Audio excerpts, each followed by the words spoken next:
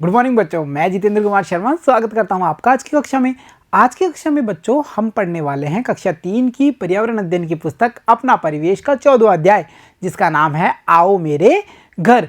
प्यारे बच्चों, इस पाठ के 2 भाग हमने पिछली कक्षाओं में पढ़े, जहां हमने यह समझ बनाई थी कि घर होता क्या है, और साथ ही साथ हमने राकेश से मिलकर के घर के जो विभिन्न भाग हैं, जैसे चाहे शयन कक्ष हो, चाहे बैठक कक्ष हो, आंगन हो, इन सब के बारे में विस्तार से जानकारी प्राप्त की थी। साथ ही साथ हमने यह भी समझ बनाई थी कि घर में शौचालय होना क्यों आवश्यक है, क्योंकि हमें साफ सफाई का ध्यान रखना है। अगर साफ सफाई का ध्यान नहीं रखेंगे तो हम बीमार हो सकते हैं।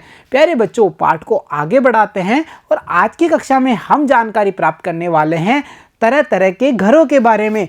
यानी जो घर हैं वो किस प्रकार के होंगे, कितने प्रकार के घर हो सकते हैं, कच्चे घर होंगे या पक्के घर होंगे, पक्के घर में भी बहुमंजिला इमारतें होंगी, एक मंजिल वाले घर होंगे। इन सब के बारे में बच्चों आज की कक्षा में हम जानकारी प्राप्त करेंगे। तो चलो बच्चों, सबसे पहले जो तरह तरह के घर हैं उनमें हम जानकारी प्राप्त करते हैं।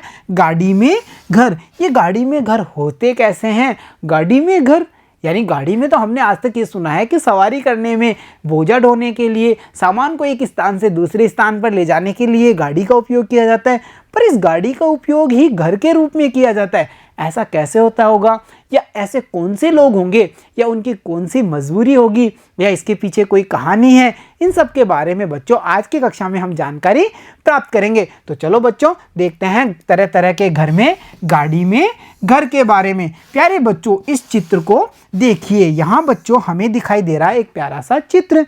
इस इमेज में बच्चों हमें दिखाई दे रहे हैं कई सारे इंसान, जहां हम देख पा रहे हैं ना, औरतों को भी देख पा रहे हैं, पुरुषों को भी देख पा रहे हैं, बच्चों को भी देख पा रहे हैं। ये अपना कार्य कर रहे हैं, और साथ ही साथ बच्चों इनके पीछे ध्यान से देखने पे आपको पता चलेगा एक गाड़ी खड़ी हुई है, जिसका उपयोग ये अपने घर के रूप में ही करते हैं।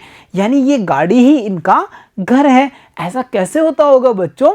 तो देखो, गांव या शहर में कभी इस तरह के लोगों को देखा जाता है। हमने देखा है ना, आपने भी देखा होगा, आपके गांव में या शहर में ऐसे लोग आते हैं जो अस्थायी रूप से वहां रहते हैं और कुछ समय बाद में अपनी गाड़ी में ही बैठ करके चले जाते हैं। यानी ये स्थायी निवास नहीं बनाते, रुक करके नहीं रहते, कुछ समय के लिए ही एक स्थान पर रहते हैं। ये लोग बच्चों एक स्थान पर घर बना करके नहीं रहते, इनका पूरा घर गाड़ी में ही रहता है। इनका सारा सामान गाड़ी में ही होता है। जब मन किया वहां से पलायन कर दिया, जितने दिन रुकेंगे रुकेंगे, नहीं फिर चले जाएंगे। तो इनका जो पूरा घर है वो उस गाड़ी में ही होता है। बच्चों ऐसा क्यों होता है, या ये ऐसे क्यों रहते हैं? इसके पीछे प्यारे बच्चों एक प्यारी सी कहानी है, सुनना चाहेंगे ना आप? तो देखो क्या हुआ था। चित्तौड़ पर जब मुगलों का आक्रमण हुआ था तो कई जातियां वहां से विस्थापित हो गई थी। मतलब बच्चों, जब प्राचीन समय में जो चित्तौड़ है वहां पर मुगलों का आक्रमण हुआ तो वहां पर रहने वाले कई जो जातियां थी वो वहां से विस्थापित हो गई। मतलब वहां से उन्होंने अपने घर बार, अपना सामान समेटा और निकल गए वहां से, क्योंकि युद्ध होने वाला था। उन्हीं जातियों में से एक जाति थी बच्चों, जिसे कहा जाता है गडोलिया लुहार। अब ये जो गडोलिया लुहार थे, ये जाति भी वहां रहती थी। फिर देखो आगे क्या होता है। इसके पूर्वजों ने प्रण लिया था कि जब तक हम संपूर्ण मेवाड़ को आज़ाद नहीं करवा लेते तब तक घर में नहीं रहेंगे।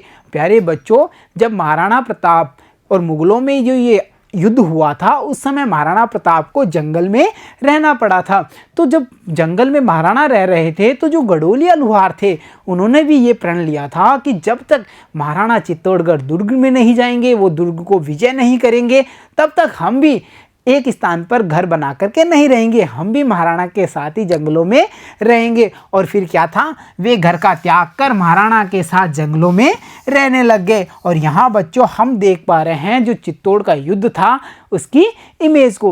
प्यारे बच्चों, आपको ये समझ में आया कि इन लोगों का जो विस्थापन होने का कारण है वो इनके पूर्वजों द्वारा लिया गया प्रण है। यानी ये भी महाराणा के साथ जंगलों में रहना शुरू हो गए, और फिर ये प्रथा चलती आई, ये प्रण चलता रहा कि ये एक स्थान पर घर बना करके नहीं रहते। बच्चों, हमने इनके घरों के बारे में तो जाना, पर इनका जीवन इतना आसान तो नहीं होगा ना, क्योंकि इन्हें अस्थायी घर में रहना है। कई सारी इनके साथ समस्याएं आती होंगी। इनके बच्चों की शिक्षा कैसे पूरी होती होगी? होगी। इन सभी सवालों को आपके मन में आ चुके होंगे ना ऐसे सवाल। तो चलो बच्चों इन सवालों के जवाब ढूंढने की कोशिश करते हैं। सोचिए और लिखिए में। देखो बच्चों, यदि आपको इस तरह रहना पड़े तो क्या अनुभव करेंगे। मतलब आप कल्पना कीजिए कि आपको भी अपने घर में नहीं रहना है, इन लोगों की तरह गाड़ी में ही रहना है, अस्थायी निवास बना करके रहना है, तो आपको कैसा लगेगा, आपको कैसा अनुभव होगा। तो देखो बच्चों, हम क्या कह सकते हैं, यदि हमें इस तरह रहना पड़े तो हमें बड़ा अजीब लगेगा, तो तब बहुत सारी समस्याओं का सामना भी करना पड़ेगा, क्योंकि ऐसे रहना आसान नहीं होगा ना। कितनी सारी समस्याएं आती होंगी, सर्दी, गर्मी, बारिश जैसे मौसमों की समस्या आती होंगी, सुरक्षा कारण भी हैं, कई सारी समस्याओं का इनको सामना करना पड़ता है। अगर हम इनके जैसे रहना का हमें अनुभव मिलता है तो हमारा अनुभव बड़ा अजीब होगा, हमें अच्छा भी नहीं लगेगा और बहुत सारी समस्याओं का सामना भी करना पड़ेगा। तो चलो बच्चों, अब देखते हैं अगला प्रश्न।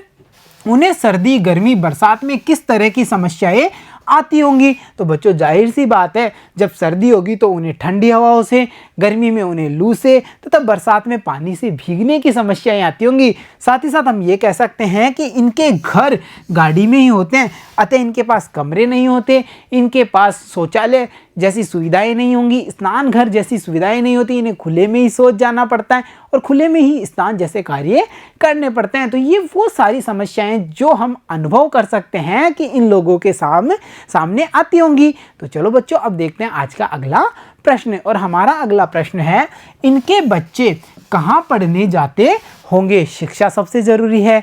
तो अब प्रश्न ये निकल के आता है कि इनके बच्चे पढ़ने कहाँ जाते होंगे। देखो बच्चों, ये स्थायी निवास बना करके नहीं रहते, तो हम ये अनुभव कर सकते हैं कि जो इनके बच्चे हैं वो स्थायी रह नहीं रहे कहीं पे, तो उनकी शिक्षाएं हर बार बाधित होती होगी।